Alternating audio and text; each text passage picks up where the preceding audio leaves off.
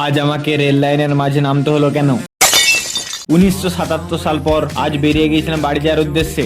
আচ্ছা, তারপর স্টেশন এইদিকে দেখে আমরাও বেঁকে গেলাম। এখানে দেখি আমাদের ওখানের মতোই রাস্তার উন্নয়ন। তারপর চলে এলাম টিকিট কাউন্টার, কারণ টিকিট করতে হবে।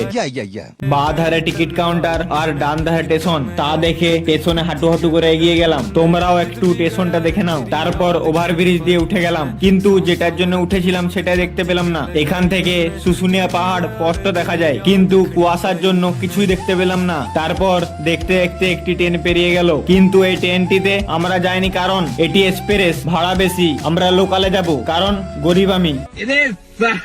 তারপর নেমে গেলাম সিঁড়ি থেকে স্টেশনে। দেখলাম এই দিকে স্টেশনগুলি কত ফাঁকা থাকে। তারপর নেমে গেলাম লাইনে, ট্রেন আসছে নাকি দেখার জন্য। তারপর মায়ের বকুনি খেয়ে উঠে গেলাম। তারপর ইপু করতে করতে একটি মালবাহী ট্রেন পেরোলো। তারপর চলে এলো আমাদের লোকাল ট্রেন, পুং পুং করতে করতে। वो अलग ही लेवल का बंदा था। তারপর চেপে গেলাম, কিন্তু সিট পেলাম না। আরে দাঁড়ানোর জায়গা নেই, আর সিট কি করে পাবো? তারপর আর কি করব, ট্রেনের সাইডের প্রাকৃতিক ভিউ দেখতে দেখতে ঠেলাঠেলির মজা নিচ্ছিলাম। তারপর হঠাৎ দেখি মাঠের মাঝখানে ফ্যাক্টরি। উরি বাবা, মাঠের মাঝও ছাড়েনি। क्या बोलूं मैं इस पे? তারপর ফাইনালি সিট পেয়ে গেলাম এবং সবাই বসে গেলাম। এদিকে দেখি মায়ের মন খারাপ, কারণ বোন ঘর ছেড়ে আসছিল। তারপর নেমে গেলাম আমাদের স্টেশনে, তাও আবার ব্যাগ সামনে করে। এই দেখো যাত্রী বাদ দিয়ে মাল চাপানো হচ্ছে। এই জন্য আমি বলি এখানে যাত্রীর থেকে মালের গুরুত্ব বেশি।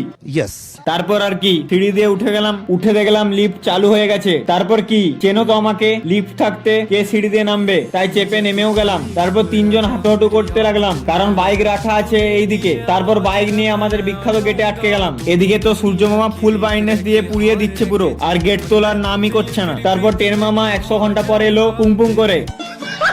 তারপর সবাই যুদ্ধ লেগে গেল, কে আগে যেতে পারে। ফাইনালি বেরিয়ে গেলাম এবং বাড়ির পথে রওনা হলাম। নেমে গেলাম আমাদের বেসরকারি রাস্তায়, তাই বলক শেষ। খতম।